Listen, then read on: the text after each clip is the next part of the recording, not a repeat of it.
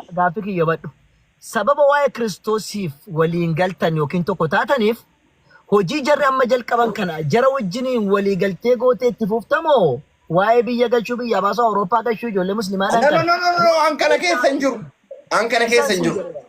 Ankara keessa hin jiru. No. Down, jedha argaa baasaa warra. Waa'een Kiristoosii waa'ee Kiristoosiiti. Bakka Waa'ee kana siin jedhu waan biraatti na yaaddee waan biraa waan jedhu sitti fakkaateetu tasgabbii. Waan Awurooppaa kana keessa jirtaa siin jechuu jiran. No, no. Awurooppaa miti keessa jedhamu. Ankara keessa hin jiru. Ankara keessa jiru waa'ee Yesuusii qofa. Kanaan ala garasii godhanii kanasii godhanii ankara keessa jiru. Wanne kastan ustaada ni jirti ani takka jechuun namni nama dhufa baastaroonni warri amma gartee biyyarra nama baafna hundis Itoophiyaa keessa jirti takka biyya Arabaa takka Eeshiyaa kana keessa yaatee jirti malee takka gartee Turkii jirti. Ajansiin akkana ni jirti ummata gara kiristaan nama biyya Ameerikaa nama fidu gartee nama ergu akkuma Itoophiyaa Dubaay nama ergan kana hin jirti Tibbo. Hin jira jechuun biyyarra nama baasan ajansiin gara pheenxeetiin dhaabbanni ijaarame gartee Ameerikaa, Kanaadaa, Awustiraaliyaa nama oofaa jiranii. Obboleessi waan takka ani oduu waan qabu kana keessa jirtiin jedhe beekame 100% I don't know dhibban okay mucaan gartee gara kiristaanummaa dhufe kuni adventisti ta'e moo pheenxee gootan gartee waldaa kam jechuun isni amantii tam qabate an sin jedhe barsiitti miti jalqaba yoo tam ta'e jechuun kiristaanummaa irraa tam fudhate karaa kan keeti moo is you sect or pheenxee sect or orthodox sect. He is Protestant sect, but we haven't detailed discussed together with him. Kam ta'e hin jedhe inni gartee amantii kan kee ati amantii kan kee fudhate moo amantii gara gartee waajifaadha. Kiristoosiin akka fayyisaa dhuunfaa ofiitti godhee fudhatee. Kiristoos bara nutti hin amana. Kiristoos ergama jeen itti amana. Ati ilma waaqayyo itti amanta. Islaamni itti amana bara Yihuudaanis akka itti amantu jira. Kiristoos makanatti walii galee. Sanisaa beekaa mee isa beekaa. Adventistiidha moo Adventisti ta'e moo pheenxeedha moo ortodoksii fudhate. Yesuus Kiristoosiin fudhate fayyisaa dhuunfaa kiyyaa godhee fudhadhee jedha. Amantii siif inni amantii saki siif inni amantii takkan amantan jechuudha. Mee inni asaa ba'uu isa gaafadhaa akkas wayyaa miree kamiin qabatte jedhaani. Kunoo inni dhufe. Awurooppaa jennaan inni jechuun irraan kaayyane maqaa Awurooppaa. Awurooppaa keessa hin jiru. Okay gaafii biraa kan si gaafadhu. Gaafii biraa kan si gaafadhu. Mubaarak Musammaa hin beekaa jette lafarratti Mubaarak Musammaa. No, Mubaarak Musammaa. Makan saya Mubarak Sulaiman. Sulaiman ni beita. Ye. Okay, dalotaan ni beita. Bakka dhalootaati miti amantii irratti beeka. Dhaloonni illee wallagga ta'e beeka garuu amantii irratti. Okay, wallagga ta'e. Ni beita mi? Maatii isaa ni beita. Hin beeku. Hin beitu jechuudha. Inni kun nama gartee inni nama kun guyyaa keessa gartee kiristaanummaa fudhate moo nama islaamaa irra dhalate? Akka inni seenanatti miti musliimummaa irra dhalatee achitti ammoo deemee gara. Surely 100% waan itti beektu. Inni nama gartee islaamummaa keessa dhalate siin jedhe moo nama gartee Kiristoos keessa dhalate maatii Kiristoos keessa dhalate dubbii wayin na bira jiraafin siin jedhe tibbeessoon. Anin wama dhageessitti waan bireen. Waan beekturraa naan beekan amma siin beekan. Waan isarraa dhagaye ila hin beektaa fi hin dhagayeen garagara hin dhagayee dhagaye. Ankasitti maaru hin dhagayeedha. Eenyuun irraa dhagaye isarraa dhagaye. Okay, nama islaamaa ture siin jedhee.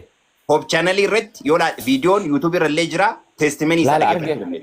Arge waan jedhe nama guyyaa keessa Kiristoos fudhate. Akkas seenaa isaa lachirra laalta illee akkas ibdee. Sitti okay yoom waggaa meeqa dura fudhate? I don't know. Okay, ayyeetti dhiis. Woyifin jedhe tibbeessoon akkuma waan takkaa wayin na bira geeffamu. Ni jira arge. Mubaarak hin galchaa'e.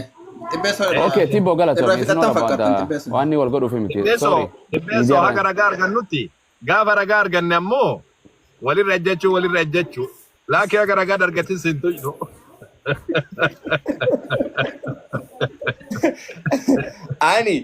An waan godhe itti yaadee waan itti amanu godha. Waan godhe irratti waan takkatti wanti dubaddee hin jiru.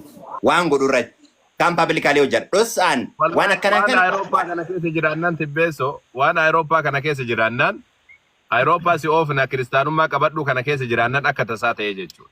Maqaan si badaa miidiyaa kanarraa galuu kan keetillee barsiisuun illee uummata akka hin dadhabamaa jechuudha. Waan kana keessa seenini duraan seentee jiraatan ammoo beeku garuu ammoo waan fuulduraatti immoo macaafa barsiisa akka barbaaddeetti akka barbaadde barsiisi ciisii barsiisi taa'ee barsiisi dhaabbadhu barsiisi yoo akka barbaaddeetti amantii kan keetti mirgaa kan keetti Laakiin ammoo Awurooppaa si oofna akka farii tana keessa jiraannaan ammoo waan akka malee hamaati. Keessan seenii waan yoo keessan jiraatan. Tanumayyuu warra godheefuu yoo dhuguma isaan godhanii jiraatan waan isaanii adiisu yoo godhanii jiraatan waan isaanii adiisu. Anu fi kiyyaan kadhadhaaf sababni isaa dhimma jireenya maallaqa wajjin namni wal qabsiise taanaan badeera jechuudha namni kun. Personally bakka ba'aa baqqaallati. Sababni isaa macaafa qulqulluu keessa seenaa tokko isinii kaasa akka macaafa qulqulluutitti. Namicha tokkotu Phexroosiin faatti dhufee isaan kadhatanii fi namni hafuura qulqulluu fudhatee jennaan anillee maallaqa isinii kennaa humna qabdan kana naallee kennaa jedheen. You know maybe that hin beektan jedhee yaada. Dhumarratti akkas jedheen atillee maallaqa kan kee fudhadhu waliin badi jedheen. Macaafa qulqulluu keessatti jechuudha. Kun kabarraa'e hojii ergamootaa keessatti. Kanaaf wangeelli maallaqaan hin jijjiiramu. An obboloota kana godhaniiranillee yoo godhanii jiraatani waan isaanii adiisu. I don't know. An kan beeku namoota baay'ee wajjin kan wanna godhu baabilii isa wajjin isarraa baradhu. Ijoollee namoota baay'ee wajjin kan waliin qo'adhu jechuudha keessan ijoollee waldaa kennaallee ta'ee Protestaantii warroota ta'an hundumaa wajjin ijoollee ortodoksii wajjin ijoollee musliimaa wajjin kan waliin qo'annu ijoollee baay'eetu jiran. Maal waliin dubbifnaa waliin qo'annaa isin jedhe personally baabilii akka inni itti amanu akkuma itti barraa'etti. Kanaaf waliigalatti warra kana godhaaruuf illee yoo jiraatan waan isaanii adiisu personaaliin kadhadhaa fi anuu fi kiyyaaf ammoo hojii kiyyayyuu gadhiisee waan hundumaa haala naa mijatuun onlaayinii irratti bifoo hojjedhu ajjestii godhadhee personally wangeela dhuunfaa kiyyatti ka hojjedhuan. Uduu namni takka ittiin nan gargaarin bakka kamiyyuu deemee jechuudha. Namoota obboloota wajjin hojjannutu ka personally akka dhuunfaatitti waliin jennu wajjin. So kanadhaa akkasii naaf galatooma muceennu haftee atillee galatoomi. Waa tokko siidhamee bu'aa. Ati nama wangeela Naadamta, thank you. Naadamta. Hafteedhaan illee guddaa galatoomi jechuun ni barbaada. Isatu fotoo na erginaan jedhe. Ansi jammar fotoo kiyyallee namni fotoo na erginne naan jennaan. Okay. Jechuun amma waa hunda itti dubbachuun nan barbaachisu. Waa hunduma suutuma jedhanii itti dubbata wantoota waan ta'eef. Asirratti waan isin beekuu qabdani. Maal jettan? Beekuu waan ta'eef hin beeku jedhee. Okay. Anugaa kijiba sirran keenya kalaas. Waan takkaa. Thank you. Dhageeraan. Anillee dhageera. Haftee. Kalaas.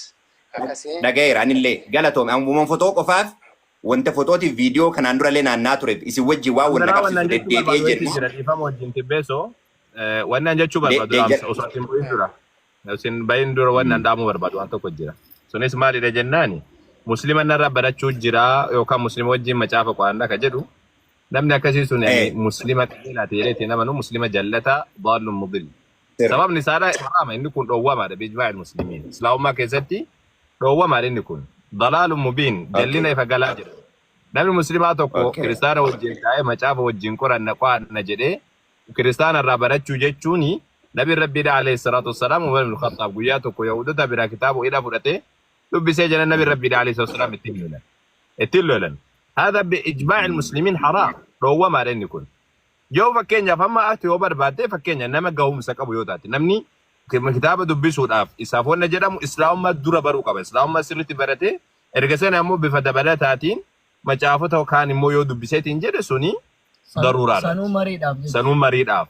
Laakiin ammoo amantiidhaaf ammoo ni amanaati wanna jedheetiin macaafa dubbisee akkas wanna jechuuni si galtee yookaan ammoo kiristaana wajjin akkas wanna jechuun kun haraam. بإجماع المسلمين أين يلنا يا أنا مري لك أولين برنا جد أنا تسام برسيسا ودون تاني مري يوجدو غافي سغافتا ديبي سافي وان أمن تجد شورا كنين كجد كيسان كولين مريان غافي نغافتا أن ديبي سافي إسان بفكنات كجد ملي بفنين نبي رجل أنجرو كيسان يوسين جد أونلاين chat يدان جد شورا كنين كان دبتارو ولو ما قلتي أن فوتو هبتني فوتو أسرم مدتي يناني amma illee deebanii imeejiin uumamaa rukunniin qajeelaa miti waan jedhuuf seene malee oduu akkas ta'uu baatee kan nagalchaallee hin jiru. Kanaaf walii galatti waa hundaafuu baga ta'ee wanti hundinuu gaarummaadhaaf waan jedhuuf jechuudha macaafni qulqulluun. An akkasi amana waan ta'eef gaarummaadhaaf jedhee amana wanti ta'u hundinuu. Akkasi naa galatooma haftee atillee galatoomi filannoo kan keeti filannoon jaalalaani. Maal jetta? Maal jetta? Yoon ayyamte waan tokko siin jedheetiin baataa yoon ayyamne immoo rakkoon hin jiru deemu. No, dubbadhu waan dubbattu laayini meegguu akkuma isaan obboloota kan keetii kana dubbadhu keetan qorqorin akka onnoo. Anduruma laayini irra deema bara anduruma laayini irra deema. Ozamarani na kan qabdani bo. Waa qorqora beektaa. Musaafara si jalqabee innaa sinni sumar. Ani laari man dubbata. Bireeka. Yeroo waan taphadhus giraakin fiirran taphadha isii galee giraakin fi atqiin ture. Kanumaa waan akkas Anta kalaqaa yemmuu. Anta kalaqaa tapha kuwaasii malee. Anta kalaqaa idhaan. Naa oli bubbuula ta'u oolu. It's okay. Ajaa'iba. Wanni jechuu barbaadu yaa akkuma obbolummaatti wanti sitti himu yaa obbolummaa biyyaati. Namni dirqama amantaa tokko qabaachuusaa namni biyya tokko akka obbolaatidha. Ati nama irra kaanirra macaafa beeku jennee si ilaalla mariif wanti si affeerruuf jechuudha. Wanti paastorootaaf namni jennuufi xiqqoo jarrarra wayyi taati. Namallee sammuu naanneffate namallee bultii qaba nama taragaaggee wayiiti jennee si mari'achuudha barbaanna. Namni akkasii kun immoo namni taragaaggee namni wanni qabu tokko immoo bakka dhaabbatuuf bakka deemu akkaataa itti dubbatu illee hin beeka. Bakka dhaabbattu bakka oltu illee of ilaallachuun barbaachisaadha. Maaliif jennaan namni baalagee fa'aa taa'e akkuma baalageetti ilaalama. Yoo waa barsiisuu irratti ta'e, yoo waa waliin dubbachuu irratti ta'e, waa Yesuus hin beeksise rakkoodhaan. Garuu yeroo nama amantii namaa arrabsu namni beekaan jararra jiru tokko bukkee taa'e yoo dhiisa amantii namaa hin arrabsinaati. Mee haa gaafatanii hin hubachiisna. Nunis hin gaafanna nu haa hubachiisanii yoo hin jenne namni sun akkuma sanaatti ilaalama jechuudha. Saniifuu akka keenyaatti amma namni dhufeetu Yesuus Kiristoosiin arrabaan nu biratti arrabse namni irra beeku tokko waa dhiisiin jedhu taanaan nutis akkuma nama sanaati jechuudha. Akkuma nama wallaalaa sanaati. Saniifuu komantiin yoo arrabsan dhiisaa jennaan saniifuu ati akkas ta'e bakka dhaabbattu fakkaataa dhaabbattu.